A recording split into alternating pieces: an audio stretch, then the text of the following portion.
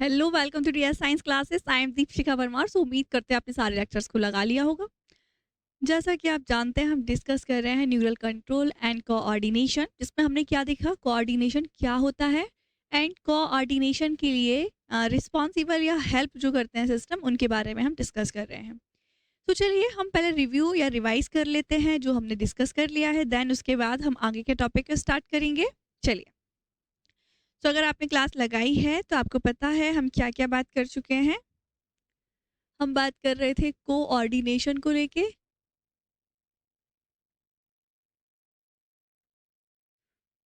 What is the meaning of coordination? Coordination का मतलब क्या होता है? तो आपको पता है, ऐसी कोई भी सिचुएशन जिसके अकॉर्डिंग हमारी बॉडी खुद को अडेप्ट कर पाए।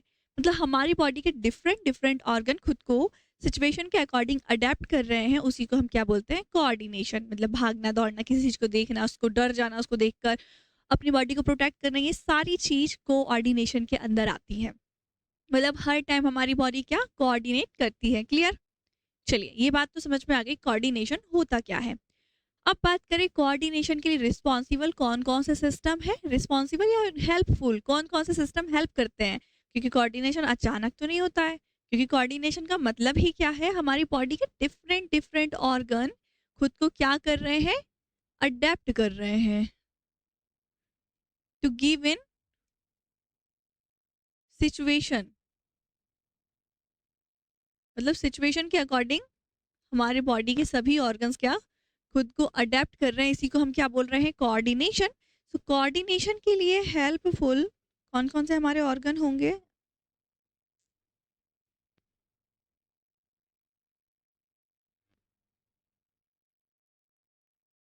अरे रे, ये क्या हो रहा है? काम करते हैं।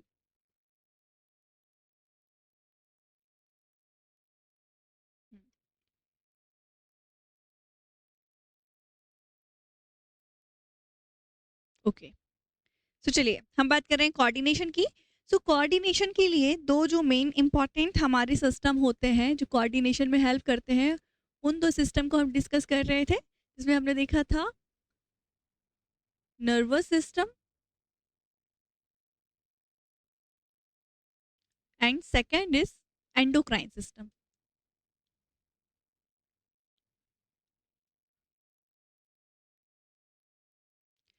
सो नर्वस सिस्टम को तो हम थोड़ा बहुत देख चुके हैं, इसी को हम आगे बात करेंगे। मतलब today will be talk about nervous system. Nervous system में क्या क्या होता है, किन किन सेल से मिलकर बनता है, ये सारी बात करेंगे। ठीक है? एंडोक्राइन सिस्टम का आपने थोड़ा बहुत इंट्रोडक्शन देख लिया है, क्या होता है। क्लियर?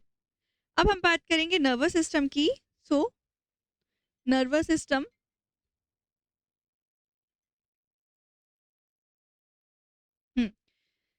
हम बात कर रहे हैं नर्वस सिस्टम को लेके।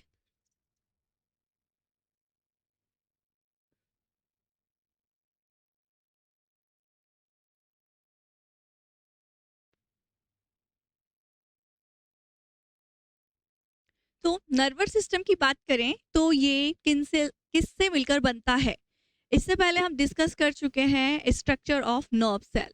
मतलब इससे हमें ये पता चला है जो हमारा नर्वस सिस्टम है वो नर्व सेल से मिलकर बनता है। तो नर्व सेल में हमने न्यूरॉन सेल देखी है ना। सो क्या सिर्फ एक ही टाइप की न्यूरॉन सेल होती है जो पूरे नर्वस सिस्टम को बनाती है, या नर्वस सिस्टम में सिर्फ न्यूरॉन सेल ही होती है? सो हम ये बात भी जान लेते हैं, कंफ्यूजन दूर हो जाएगा हमारा। तो नर्वस सिस्टम जो होता है हमारा पूरा नर्वस सिस्टम, ये बेसिकली नर्वस टिश्यू से मिलकर बनता है। मतलब नर्वस सेल्स, अब नर्वस सेल्स में सिर्फ नर्व सेल्स होती है क्या, नर्वस सिस्टम में नर्व सेल्स अकेली होती है क्या?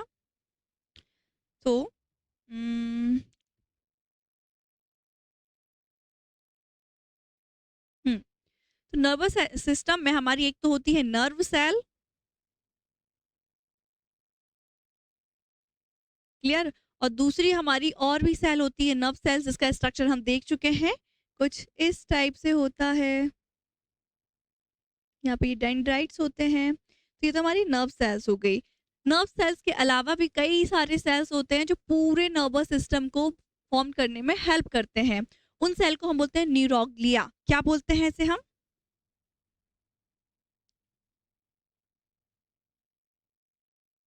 न्यूरोग्लिया। क्लियर है? Neuroglia cell. अब न्यूरोग्लिया जो सेल है हमारी, इसमें कई सारी सेल आती हैं जिसको हम आगे डिस्कस करेंगे। क्लियर है? उन सेल के नाम हमें देखना है, लेकिन अभी नहीं, हम आगे देखेंगे वो। Clear?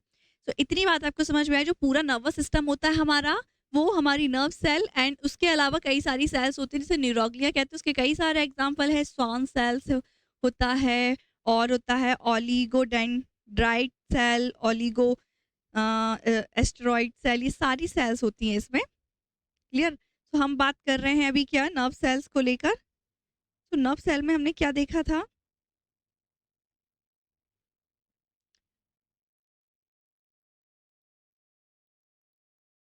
Structure of nerve cell. Clear? Nerve cell का स्ट्रक्चर कैसा दिखाई दिया था हमें, थोड़ा सा हम देख लेते हैं इसे फिर से, क्योंकि हमें इसमें नई चीजें ऐड करना है इसमें हम थोड़ा।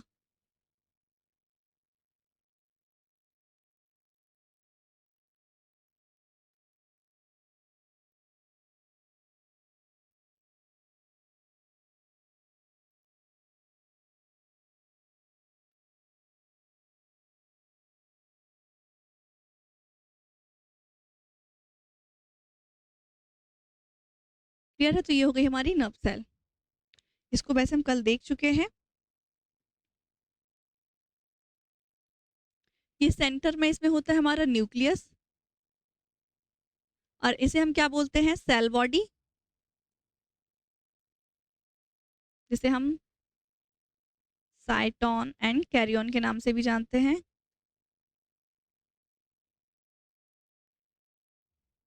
क्लियर? ये जो होते हैं ये हेयर लाइक स्ट्रक्चर, इसे हम डेंड्राइट्स बोलते हैं, और इसके अंदर भरा होता है हमारा क्या? साइटोप्लाज्म।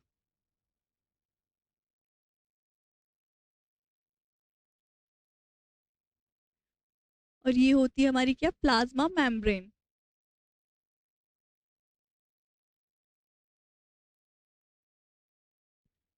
इतनी बात हम कल कर चुके थे। अब ये जो हमारा सेल बॉडी होती है, इसमें ऐसे छोटे छोटे छोटे छोटे पार्टिकल्स होते हैं।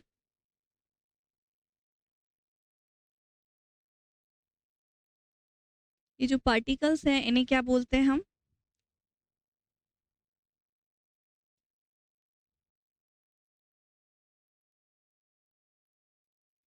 निस्सल ग्रेन्यूल। अब ये निस्सल ग्रेन्यूल्स क्या होता है, ये बात हम कल कर चुके थे, फिर भी आपको बता देते हैं। आपने नाम तो सुना ही होगा किसका?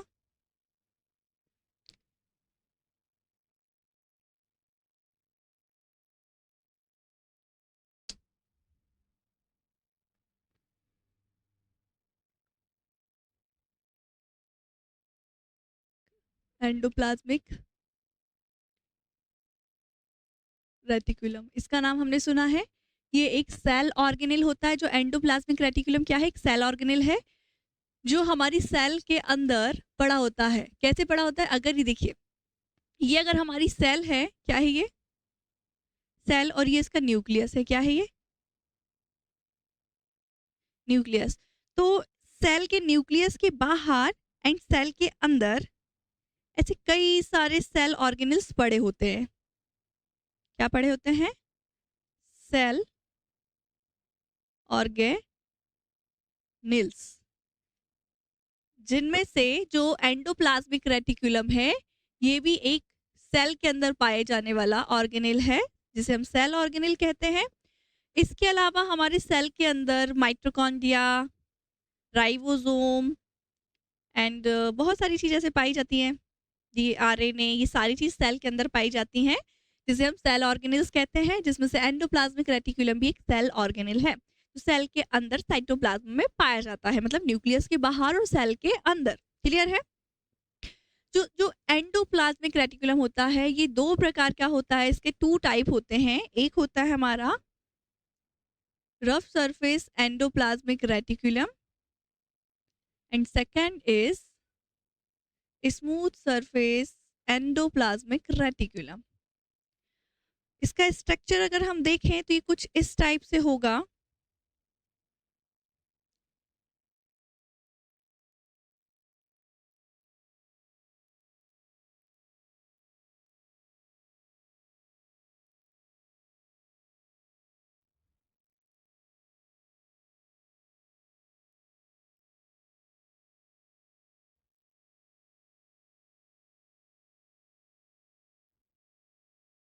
ये इसका स्ट्रक्चर कुछ इस टाइप से होता है एंडोप्लाज्मिक रेटिकुलम का। ओके, अब रफ रफ सरफेस में क्या होता है, जो वो राइबोसोम जो होता है ना, राइबोसोम का आपने देखा है किस टाइप का होता है राइबोसोम? कुछ इस टाइप का होगा राइबोसोम। इसके दो पीस होते हैं, एक ऐसा और एक ऐसा, एक स्मॉल होता है और एक लार्ज होता है। इसे राइबोसोम बोलते हैं। इसे क्या बोलते हैं? राइबोसोम। सो ये जो राइबोसोम होता है वो प्रेजेंट होता है किसके ऊपर? एंडोप्लाज्मिक रेटिकुलम के ऊपर ऐसे। तो जब कोई भी देखो स्मूथ चीज पर नॉर्मली किसी चीज को आप डाल दो तो क्या एक सरफेस रफ क्रिएट हो जाएगा। कैसा सरफेस क्रिएट हो जाएगा? Rough surface. तो जब हमारे एंडोप्लाज्मिक रेटिकुलम के ऊपर राइबोसोम प्रेजेंट हो जाता है तो इसे हम बोलते हैं rough surface endoplasmic reticulum. And ribosome का मेनली वर्क क्या है? ये सेल के अंदर यहाँ पाया जाता है और ये किसका फॉर्मेशन करता है? प्रोटीन का। किसका? प्रोटीन सिंथेसिस में हेल्प करता है हमारा राइबोसोम। क्लियर है? सो आपको याद रखना है RER मतलब रफ सरफेस एंडोप्लाज्मिक रेटिकुलम क्या है? जब रेटिकुलम पर राइबोसोम प्रेजेंट होगा तो इसे रफ सरफेस बोलते हैं। एंड स्मूथ सरफेस में ओनली क्या होगा? एंडोप्लाज्मिक रेटिकुलम होगा। लेकिन कैसा? उसमें क्या नहीं होगा? राइबोसोम प्रेजेंट नहीं होगा, एब्सेंट होगा। जिसके कारण क्या होगा? अब आपको डिफरेंस क्या समझ में आएगा? ये जो रफ सरफेस एंडोप्लाज्मिक रेटिकुलम होता है इसके ऊपर राइबोसोम है तो मतलब ये प्रोटीन सिंथेसिस कर सकता है, जबकि स्मूथ सरफेस प्रोटीन सिंथेसिस नहीं करेगा क्योंकि इसके पास राइबोसोम नहीं है और जब तक राइबोसोम नहीं होगा तो प्रोटीन सिंथेसिस नहीं होगा। तो ये जो निस्सल ग्रेन्यूल है, क्या है ये? निस्सल ग्रेन्यूल ये क्या है? कुछ नहीं है, एक एंडोप्लाज्मिक रेटिकुलम है। क्या है? Endoplasmic reticulum. वो भी किस टाइप का? Rough surface.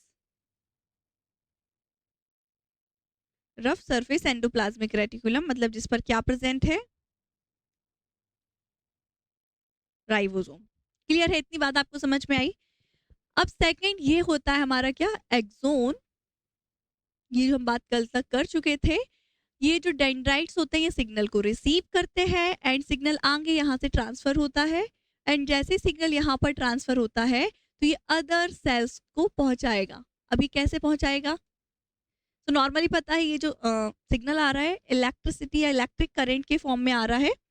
ठीक है, तो इलेक्ट्रिक करंट के फॉर्म में ये यहाँ तक तो आएगा, लेकिन इसके बाद अदर सेल के पास ये इलेक्ट्रिक फॉर्म में नहीं जाएगा। ये किस फॉर्म में जाएगा? केमिकल फॉर्म में।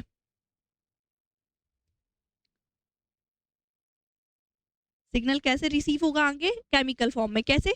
यहाँ पर हो रहा है क्या? इलेक्ट्रिक, और यहाँ पर हो रहा है केमिकल। सो केमिकल फॉर्म में कैसे हो रहा है? सो ये दो जो नर्व सेल होती है हमारी, इनके बीच के स्पेस को हम क्या बोलते हैं? बहुत अच्छे से जानते हैं ये बात तो।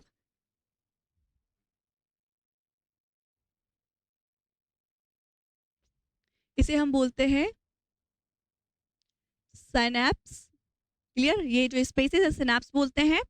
एंड ये होते हैं हमारे synaptic node.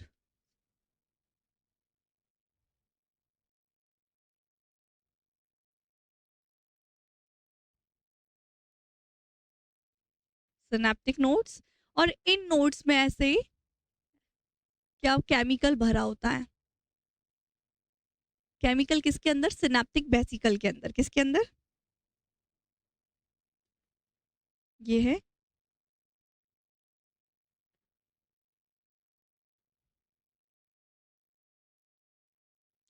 Vesicle. Synaptic vesicles के अंदर ये केमिकल भरा होगा। और जब सिग्नल आगे आएगा, ध्यान से समझना है आपको, जब सिग्नल यहाँ से आगे बढ़ेगा तो फर्दर ये कहाँ तक? सिनेप्टिक वेसिकल्स तक जाएगा।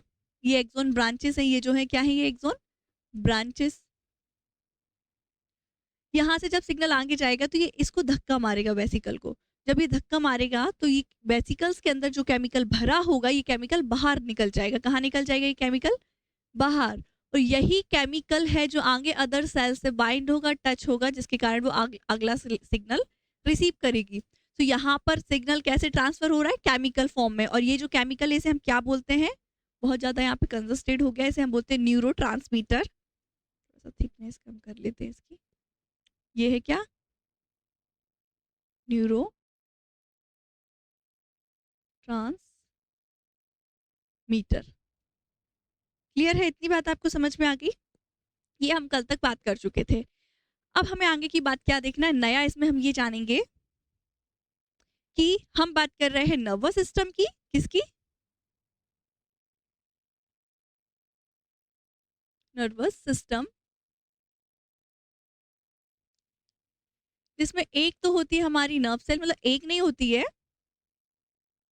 नर्व सेल्स होती है हमारी, एंड दूसरे क्या होती है, दूसरी अदर सेल जिसे हम बोलते हैं न्यूरोग्लिया, सारी सेल्स को मिला के क्या बोल देते हैं, न्यूरोग्लिया। अब न्यूरोग्लिया के कई सारे मतलब अंदर बहुत सारी सेल्स आती है, जिसमें से एक होती है हमारी स्वान सेल, एंड हमें इसी के बारे में डिस्कस करना है, लेकिन जो और भी होती है जिसका एग्जांपल मुझे याद आ रहा है मैं वो बता देती हूँ, astrocyte, third is oligodendrites site, and fourth is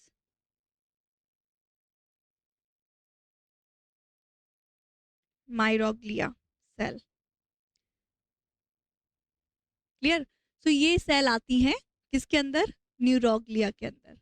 neuroglia क्या है, कुछ नहीं है, जो हमारा नर्वस सिस्टम है वो नर्व सेल्स एंड बहुत सारी नर्व सेल्स के अलावा बहुत सारी सेल्स से मिलकर बनता है, जिसे हम क्या बोलते हैं, न्यूरोग्लिया। न्यूरोग्लिया के अंदर हमारे आती है स्वान सेल एंड एस्ट्रोसाइट, फिर ओलिगोडेंड्रोसाइट्स एंड मेलिगोसाइट्स। क्लियर है, ये हमारी आती हैं। अब हम बात करेंगे जो न्यूरोग्लिया है,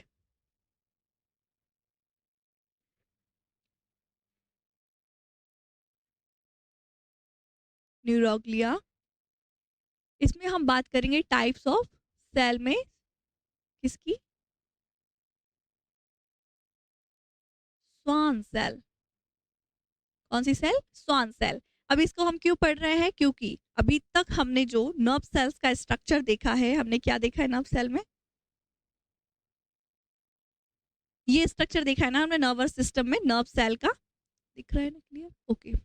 तो अभी तक हमने ये स्ट्रक्चर देखा है, बचपन से देखते आ रहे हैं, लेकिन अब हम क्योंकि बड़ी क्लास में हैं तो हमें इसमें नई चीजों को ऐड करना है, खुद से ऐड नहीं करना है, रियल में इसमें जो चीज होती है वो हमने अभी तक नहीं देखी, अब हम देखेंगे इसमें क्या स्पेशल है, क्या हम इसमें स्पेशल देखने वाले हैं, तभी हम बड़ी क्लास में से पढ़ रहे हैं, ओके। सो चलिए, सो जो नर्वस सिस्टम है जिसमें न्यूरोग्लिया सेल होती है, नर्व सेल्स को तो हम डिस्कस कर चुके हैं। तो न्यूरोग्लिया में कई सारी सेल्स होती है, जिसमें से हम स्वान सेल की बात करेंगे। तो अब हम इसका अगर स्ट्रक्चर की बात करें, तो नॉर्मली हमारी बॉडी में जितनी भी सेल होती हैं वो नॉर्मल इस टाइप का स्ट्रक्चर होगा उसका, मतलब सेल स्ट्रक्चर कुछ इस टाइप का होगा। लेकिन जो स्वान सेल है, न्यूरोग्लिया में जो स्वान सेल है, इसका स्ट्रक्चर थोड़ा सा डिफरेंट है। कैसे? अब जैसे आप किसी भी सेल को पकड़ के एकदम खींच दीजिए तो वो कैसी हो जाएगी, कुछ इस टाइप से अपना साइज इंक्रीज कर लेगी। और फिर आपने आप बलून को देखा है, वो बचपन में अगर आपने कभी देखा हो, वो लंबा वाला बलून एक आता है, एक तो नॉर्मल आता है जो इस टाइप से होता है, और एक बलून ऐसा आता था हमारे टाइम पर, हमने तो देखा है इस टाइप का बलून, कि उसको मतलब लॉकी भी बोलते थे हम लोग इसे। तो ऐसे लंबा फुलाते जाओ, उसमें गैस फिल करते जाओ, उसके बाद ये बहुत बड़ा लंबा सा साइज ले लेता है और कुछ इस टाइप से हो जाता है। या फिर नॉर्मल आप इस टाइप के बलून को भी यहाँ से इसे पुश करेंगे, क्या करेंगे, सॉरी, पुश करेंगे, तो ये अपना साइज कुछ इस टाइप से इंक्रीज कर देगा, यहाँ पर ऐसा और यहाँ पे पतला हो जाएगा, है ना। सो सेम स्वान सेल का स्ट्रक्चर कैसा होता है, जैसे उसे पकड़ के खींच दिया है और इसमें जो भी लिक्विड भरा है, क्या भरा होता है, साइटोप्लाज्म। तो ये साइटोप्लाज्म कहाँ चला जाता है, ये इसको हटा दिया जाए पहले। तो ये साइटोप्लाज्म को आप क्या करेंगे, आपने पकड़ के खींच दिया, अब आपको ना इसको पिचकाना है, ऐसे ऐसे जैसे ये है ना, इसको ऐसे करके से पिचकाना है, तो ये क्या होगा, यहाँ से ये कुछ इस टाइप से हो जाएगा और यहाँ पर ये ऐसा स्ट्रक्चर ले लेगा। अरे यार ये क्या कर दिया, सॉरी।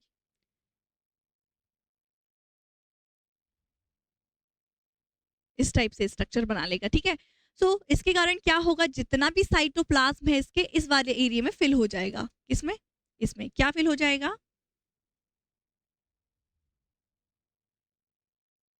साइटोप्लाज्म।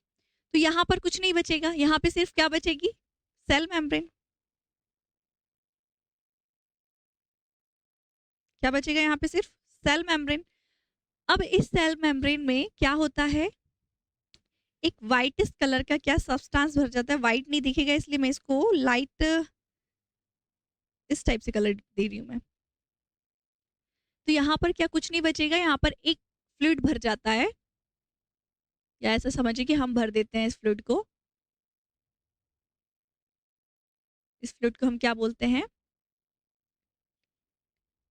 इसे हम बोलते हैं माइलिन। क्या बोलते हैं, माइलिन।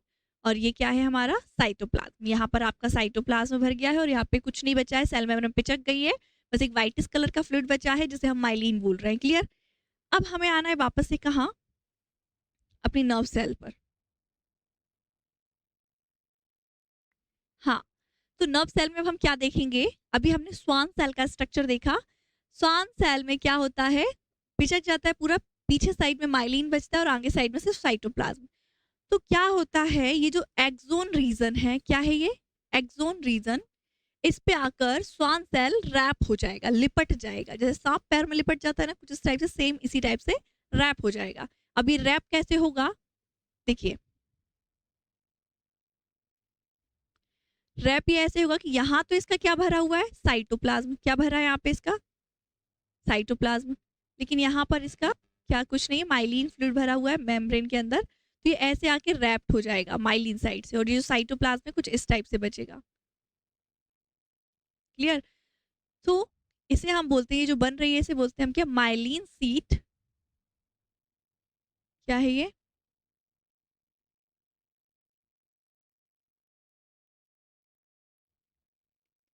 अच्छा यहाँ आपको समझ में आ रहा है, समझ बहुत कचड़ा हो गया है ना। चलिए आगे वाली स्लाइड पे हम देख लेते हैं इसे।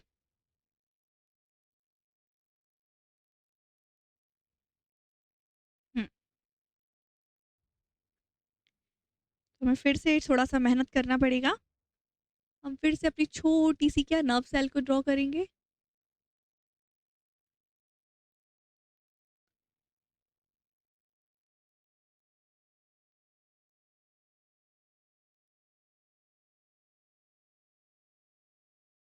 एक्सोन को हम थोड़ा सा बड़ा बनाएंगे क्योंकि हमें एक्सोन का काम है थोड़ा सा।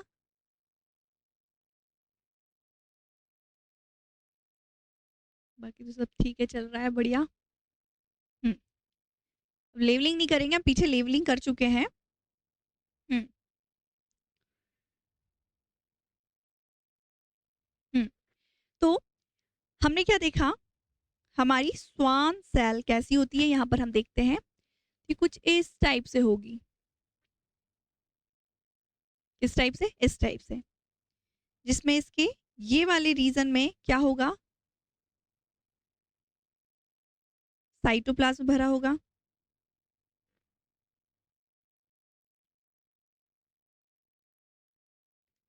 क्या भरा होगा ये,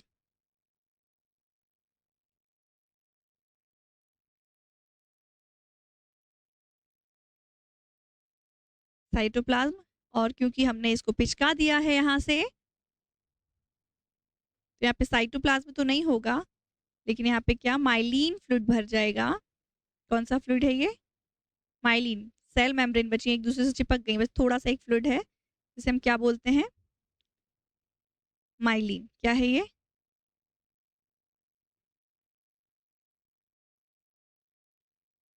येलो कलर दिख रहा है ना आपको, नहीं दिख रहा है, येलो कलर नहीं दिख रहा है ना। चलिए येलो कलर को हटाया जाए। हम्म, क्या है ये, माइलिन। अब इसको हमें बिठाना है एक्सोन के ऊपर। किसके ऊपर बिठाना है इसे हमें, एक्सोन के ऊपर। कौन है ये, एक्सोन। कैसे आएंगे ये, स्वान सेल। तो इसका ये वाला जो रीजन है, टेल जैसा जो दिख रहा है ना, पूंछ जैसा, कैसा टेल लाइक जो स्ट्रक्चर दिख रहा है, ये आकर रैप्ट हो जाएगा एक्सोन पर। और ये क्योंकि इसमें साइटोप्लाज्म भरा हुआ है, बलून की तरह से हमने फुला दिया है, तो ये तो अभी ऐसे नहीं फिल होगा नॉर्मली, मतलब ऐसे नहीं रैप होगा। कुछ नहीं, हम क्या करेंगे, ये क्या है हमारी स्वान सेल। ये कौन सा रीजन जिसमें साइटोप्लाज्म भरा है, क्या भरा है इसमें,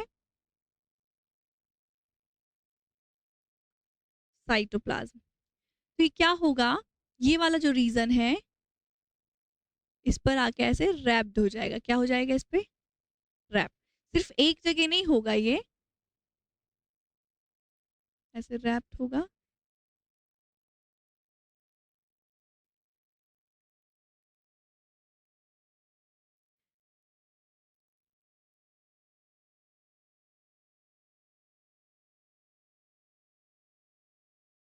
क्लियर? तो क्या ये ऐसे ही पड़े रहेंगे, ऐसे अजीब से लटके रहेंगे जैसे कपड़े टांग दिए इस पे? नहीं। तो ये जो रीजन है जो रैप हो रहा है, इसमें कौन सा फ्लूइड भरा हुआ है ये? माइलिन।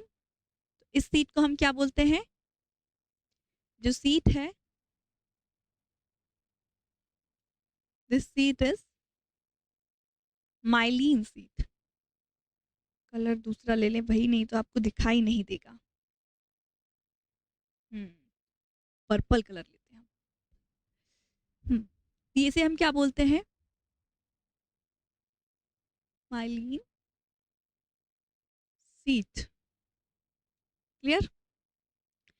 ये जो रीजन बचा है, अब क्या होगा, इसको हमें लास्ट में टर्न करना है। मतलब नॉर्मल हमने उसकी पूंछ लपेट दी है एक्सोन के ऊपर, अब जो लास्ट वाला रीजन बचा है ना, इसको हमें पलट देना है। ऐसे कैसे पलट देना है? ऐसे, जैसे लास्ट में हम पराठा सेकते हैं ना, तो ऐसे कर देते हैं, वैसे सेम इसको जब हम ऐसे टर्न करेंगे तो क्या होगा?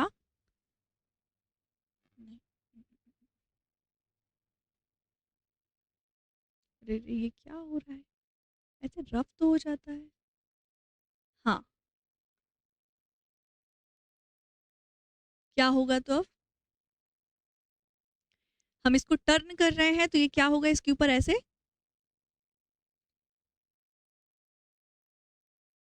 ऐसे पलट जाएगा, वो कुछ इस टाइप से स्ट्रक्चर बना लेगा।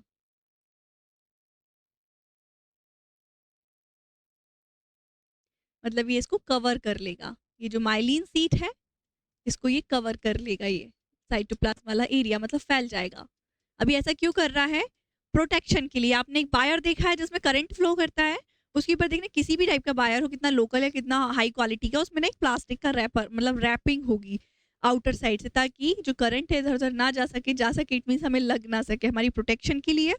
सेम एक्सोन की प्रोटेक्शन के लिए, क्योंकि इसमें इलेक्ट्रिक करंट की फॉर्म में सिग्नल ट्रांसफर हो रहे हैं, तो ये इसको एक रैपिंग कर देगा, इसको प्रोटेक्ट कर देगा। क्लियर? इसे हम क्या बोलते हैं? ये जो माइलिन सीट पर आके बैठ गए हैं भाई साहब, इन्हें हम बोलते हैं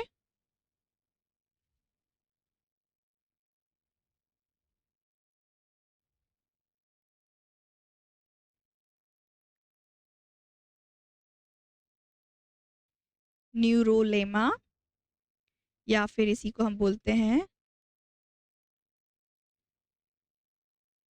न्यूरोलीमा। क्लियर? न्यूरोलेमा या न्यूरोलीमा। इतनी बात आपको समझ में आई? यहाँ पे ये माइलिन सीट हो गई, क्या हो गई? ये क्या हो गई हमारी? माइलिन सीट, इस पे रैप हो गई। और लास्ट में जो साइटोप्लाज्म वाला रीजन है, वो माइलिन सीट के ऊपर आके ऐसे बैठ गया है, ऐसे कवर कर लिया ऐसे,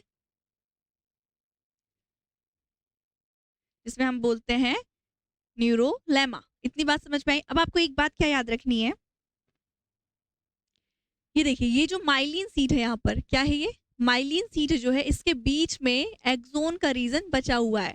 मतलब ये कॉन्टिन्यूसली नहीं एक दूसरे से बाइंड है कि एक माइलिन सीट फिर दूसरी माइलिन सीट फिर तीसरी, नहीं। एक माइलिन सीट यहाँ पर होगी कुछ इस टाइप से, तो दूसरी यहाँ। क्लियर है? तो यहाँ पर ये जो स्पेस बच रहा है एक्सोन वाला रीजन, इसे हम क्या बोलते हैं?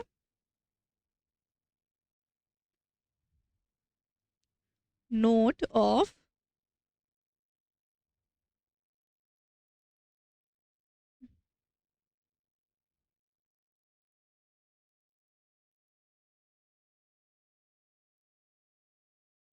Node of Ranvier. क्या बोलते हैं इसे? Node of Ranvier. ये जो स्पेस बचा है ना यहाँ पे एक्सोन का, ये दूसरे कलर से ही बना दिया जाए।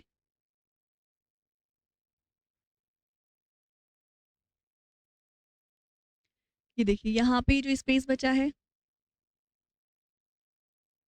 एक्सोन का, इसे क्या बोल रहे हैं हम? Node of Ranvier. क्लियर? और this is a neurolemma and this sheath is, कहाँ चला गया ये? Myelin sheath. तो ये थोड़ा सा हमने स्पेशल चीज देखी न्यूरॉन के अंदर जो हमने बचपन से अभी तक नहीं देखी थी। तो इसका मतलब क्या है? अगर हम पीछे आए अपने वापस। हम्म, तो यहाँ पर क्या होता है?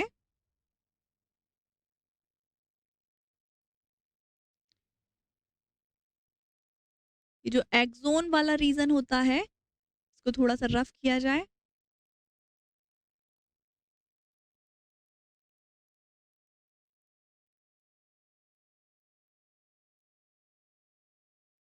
इस एक्सोन वाले रीजन पर ऐसे माइलिन की सीट होती है। क्या होती है? माइलिन रैप्ड होता है, जिसे हम क्या बोलते हैं? Myelin seat.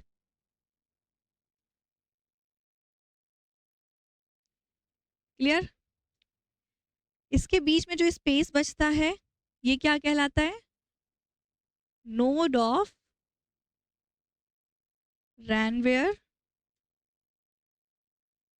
And then last में ये जो साइटोप्लाज्म वाला रीजन बचता है, ये इसके ऊपर आके कवर्ड कर लेता है इसको, माइलिन सीट को कंटिन्यूसली। इसे हम क्या बोलते हैं?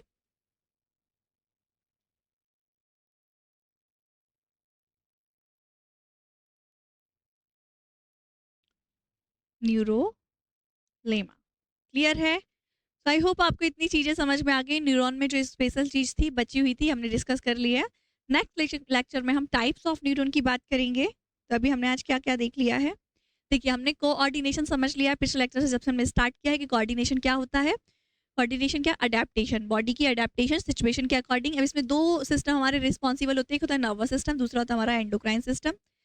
देन नर्वस सिस्टम जो होता है हमारा नर्वस टिश्यू से मिलकर बनता है, और नर्वस टिश्यू में एक होता है हमारा नर्व सेल्स एंड दूसरा होता है हमारा न्यूरोग्लिया। न्यूरोग्लिया कुछ नहीं है, कई सारी सेल्स होती है नर्व सेल्स के अलावा, जिसे मिलाकर हम न्यूरोग्लिया कहते हैं। नर्व सेल्स का नॉर्मल डायग्राम जिसे हमने देखा था, फिर हमने देखा जो न्यूरोग्लिया सेल होती हैं वो ऐसे बाइंड होती है किस पर? एक्सोन के ऊपर। किस पर रैप्ड होती है? एक्सोन के ऊपर। क्लियर? जैसे कौन सी सेल होती है? श्वास सेल होती है, तो हम डिस्कस कर चुके हैं। एंडोप्लाज्मिक रेटिकुलम क्या होता है? नर्व सेल में न्यूरोग्लिया वगैरह वगैरह इसकी सेल्स होगी, इसको हम आगे डिस्कस करेंगे। श्वान सेल जो कि रैप्ड होती है, इसका स्ट्रक्चर कुछ इस टाइप से दिखाई देता है। एंड जब ये रैप्ड हो जाती है तो ये ऐसा स्ट्रक्चर बना लेती है, इसको कवर्ड करके रख लेती है एक्सोन को। क्लियर? सो आई होप आपको आज का लेक्चर इजीली समझ आ गया है। तो thank you so much watching my video, और इसी प्रकार हमारे साथ बने रहिए। धन्यवाद।